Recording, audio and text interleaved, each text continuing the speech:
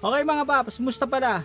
Okay, so ngayong araw pala, ituturo ko sa inyo kung ano yung mga dapat nyong gawin kapag nag-i-squeak yung clutch pedal nyo sa mga manual transmission na Vios.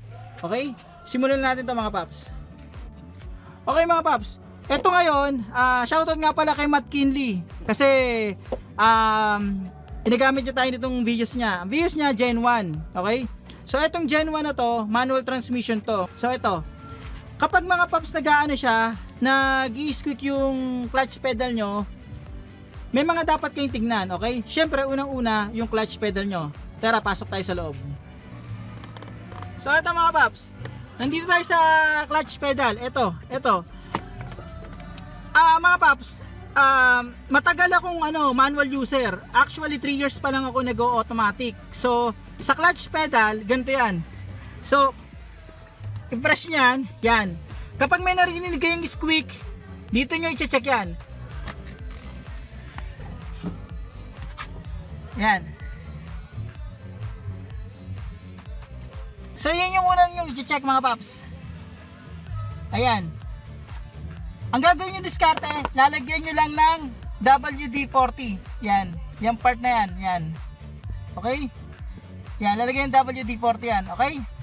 So, okay mga paps. So, kung hindi nyo makuha dun yung squeaking sound, punta naman tayo dun sa kabila na dapat nyo i-check. Okay. So, kung sakaling hindi nyo natira doon sa loob, yung squeaking sound, dito nyo siya titirahin. Eto, Gen 1 to Tingnan nyo to. Yan. Okay mga paps. Ayan yung clutch fork. Yung clutch fork, okay? Kukuha lang ako ng magandang angle para makita nyo. Okay mga paps, so ito yung clutch fork natin. Bubugahan nyo lang yan dito, yan, ng WD-40, okay? Kung hindi yan umubra, may maliit yung butas dito. Ayan, nakikita nyo, ito. Yan, yung butas niya sa boot na to.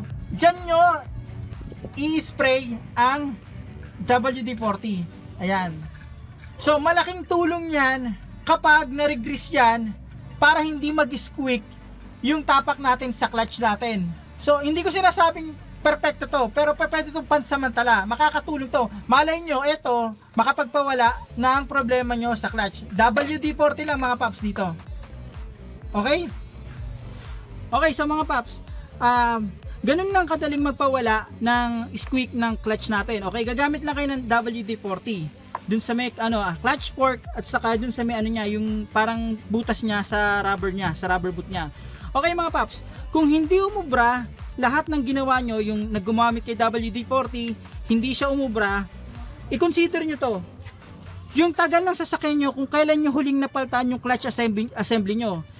Kapag gano'n, tumutunog pa rin, hindi nyo nakuha ng adjustment, hindi nakuha ng WD-40,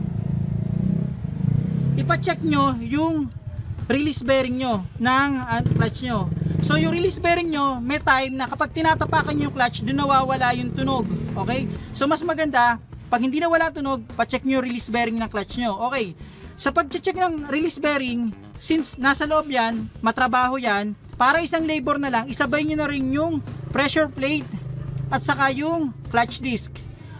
Kapag nagpapalit kayo ng clutch, mas maganda sabay-sabay na yan, yung pressure plate, clutch disc at saka yung release bearing. Okay mga paps? O nga pala, additional to.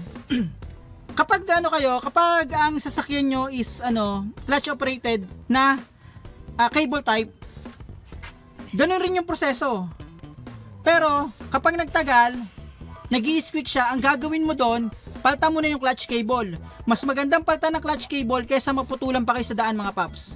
Okay?